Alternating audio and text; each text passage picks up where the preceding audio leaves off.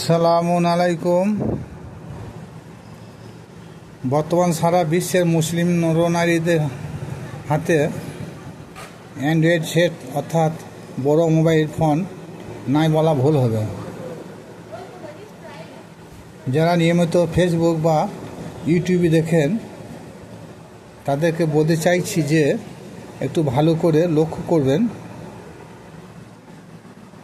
এমন কিছু বক্তা ওয়াজ করে তারা সালাদটাকে একেবারে উৎখাত করে দেয়, অবজ্ঞা পাত্র বানিয়ে ফেলেছে।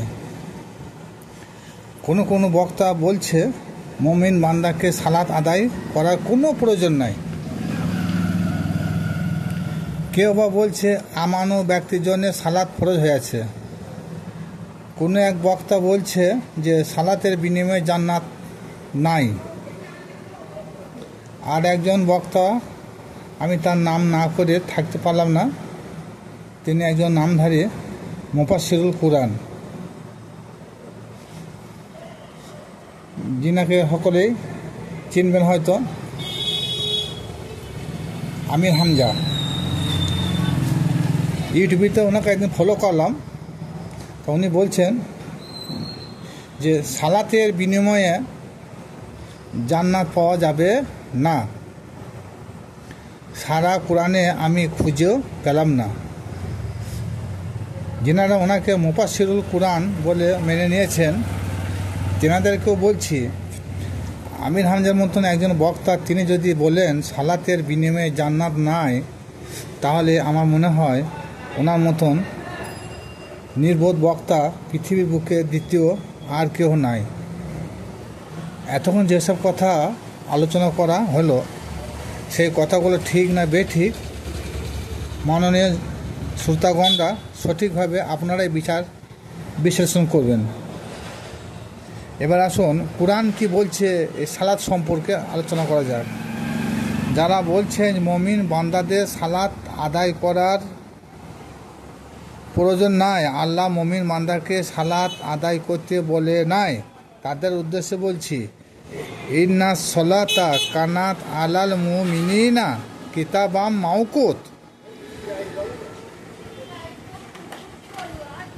নিশ্চয় নামাজ বা সালাতকে নির্ধারিত সময়ে আদায় করার জন্য মুমিনদের জন্য ফরজ করা হয়েছে। এখানে কিন্তু আমানু শব্দটা নাই। যদি আমানু শব্দ থাকতো তাহলে জানতাম না মুমিন আর আমানু দুটো একই নয়। কিন্তু এখানে মুমিনটাকে আল্লাহ পাক রব্বুল আলামিন তুলে ধরেছেন। সূরা নিসা আয়াত নম্বর 103। এরপর সূরা মুমিনুন, এই সূরার 1 থেকে 12 নম্বর আয়াত পর্যন্ত মুমিন ব্যক্তির জন্য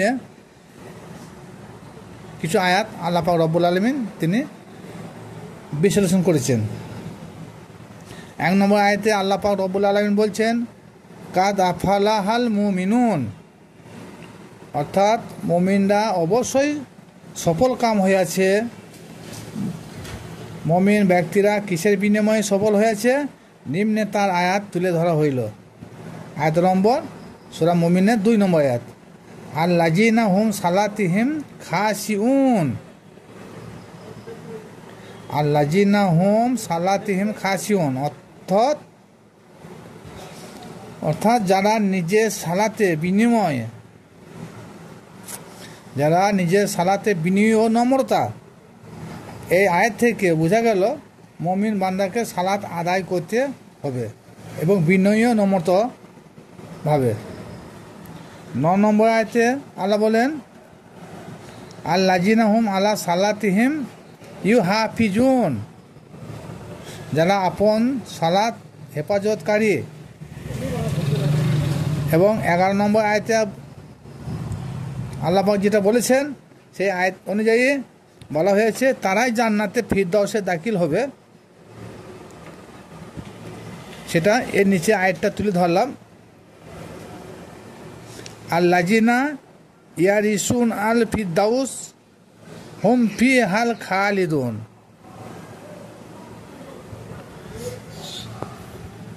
এই আয়াতে আল্লাহ বলতে চাইছেন যে মুমিনদের জন্য জান্নাতে ফিরদৌস অবশ্যই আছে। সূরা আনফাল আয়াত নম্বর 4 থেকে 5, আল্লাযিনা ইউকিমুনাস সালাতা ওয়া মিম্মা রাযাকনাহুম ইউনফিকুন। অর্থ, যারা সালাত আদায় করে এবং আল্লাহর দেওয়ার রুজি হতে অপরকে খাওয়ায়, নিজে খায় বা অপরের জন্য ব্যয় করে, উলাইকা হুমুল মুমিনুনা হাক্কা, তারাই হলো প্রকৃত মুমিন। এই আয়াত দ্বারা বোঝা গেল মুমিন বান্দাকে সালাত আদায় করতেই হবে। এবং সূরা বাকারা 277 নম্বর আয়াত, এই আয়াতে আল্লাহ পাক রব্বুল আলামিন বলেন, ইন্নাল্লাযীনা আমানু ওয়া আমিলুস সলিহাতি ওয়া আকামুস সালাতা ওয়া আতু যাকাতা লাহুম আজরুহুম ইনদা রাব্বিহিম ওয়ালা খাউফুন আলাইহিম ওয়ালা হুম ইয়াহজানুন। এর অর্থ, নিশ্চয় যারা ঈমান এনেছে, সৎকর্ম করেছে, সালাত আদায় করেছে, যাকাত প্রদান করেছে, তাদের প্রতিদান, তাদের মহাপ্রতিদান দেওয়া হবে। তাদের প্রতিপালকের নিকট রয়েছে তাদের মহাপ্রতিদান, এবং তাদের কোনো ভয়ও নাই, দুঃখ কষ্ট কিছুই নাই। এই আয়াত থেকে বোঝা গেল নেক কাজ ও সালাত ও যাকাতের বিনিময়ে আল্লাহর নিকট মহাপুরস্কার পাওয়া যাবে। ভয় ও দুঃখ কষ্ট কিছুই হবে না। যারা বলে সালাতের বিনিময়ে জান্নাত পাওয়া যাবে না, এটা সম্পূর্ণ মিথ্যা।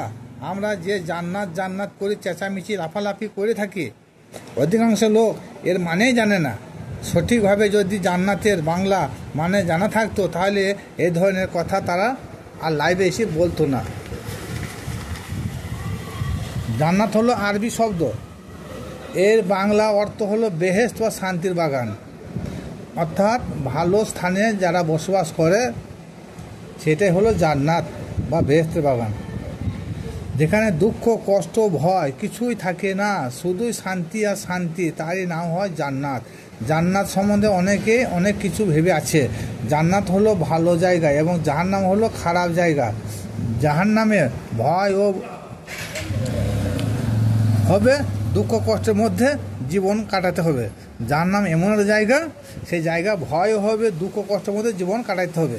মহান আল্লাহর দরবারে যত কিছু পুরস্কার আছে, তা থেকে শ্রেষ্ঠ পুরস্কার হলো জান্নাত ব্যতীত কি হতে পারে। 277 নম্বর সূরা বাকারার আয়াতটি সারমর্ম হলো, ঈমান, নেক কর্ম, সালাত ও যাকাতের বিনিময়ে আল্লাহ তিনার বান্দা বান্দিকে মহা পুরস্কারের পুরস্কৃত ঘোষণা করেছেন। সুতরাং যেখানে আল্লাহ তিনার বান্দা বান্দিকে মহা পুরস্কারের ওয়াদা দিয়েছেন, সেখানে নতুন করে আর জান্নাতের প্রয়োজন আছে বলে আর মনে হয় না।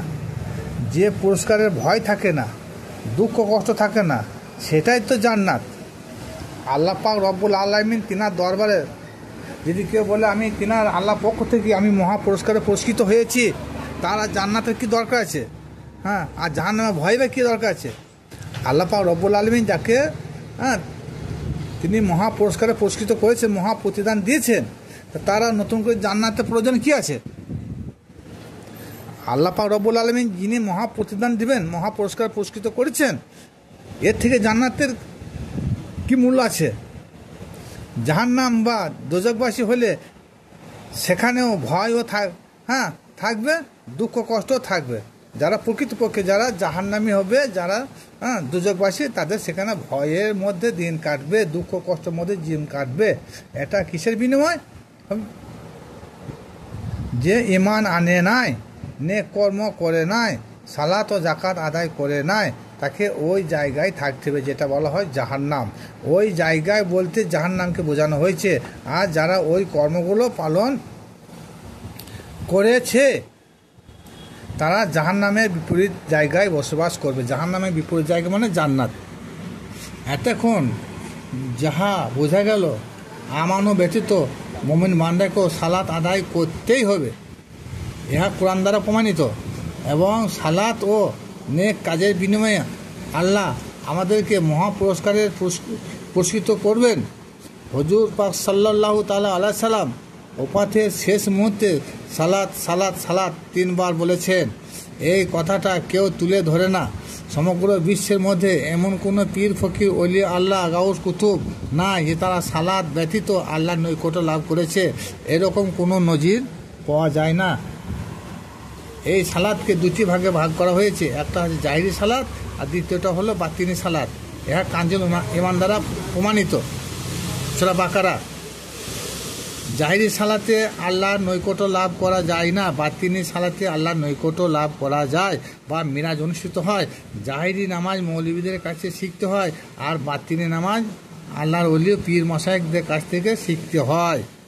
জানি না যে তথ্যটা কোরআন থেকে তুলে আমাদের সম্মুখে ধরা হলো, হয়তো অনেকে বুঝতে পেরেছেন কি পারে না জানি না। দরকারে প্রয়োজন হলে ভিডিওটা আর একবার দেখবেন। কারণ এই উদ্দেশ্য হলো যে অধিকাংশই তরিকার লোক এমন কিছু আছেন যে না আমাদের সালাতে প্রয়োজন নাই। বড় বক্তারা বলছেন যে আমাদের সালাতের বিনিময়ে জান্নাত নাই। আর জান্নাত করে কী জন্য লাফাচ্ছ তোমরা? আল্লাহ পাক রব্বুল আলামিন সালাতের বিনিময়ে মহা পুরস্কার ঘোষণা করেছেন। তা সেই মহা পুরস্কার যখন দিবেন তা সে জান্নাতের কী মূল্য আছে? তাইলে জান্নাতটি কি সবচেয়ে মহা পুরস্কারের মধ্যে শ্রেষ্ঠ? আল্লাহ পাক রব্বুল আলামিন যেখানে মহা পুরস্কারে পুরস্কৃত করেছেন বা করবেন ওয়াদা করেছেন, সেখানে নতুন করে জান্নাতের জন্য অত চেঁচামেচি করার কী দরকার আছে? আর ছোটাছুটি করার কী দরকার আছে?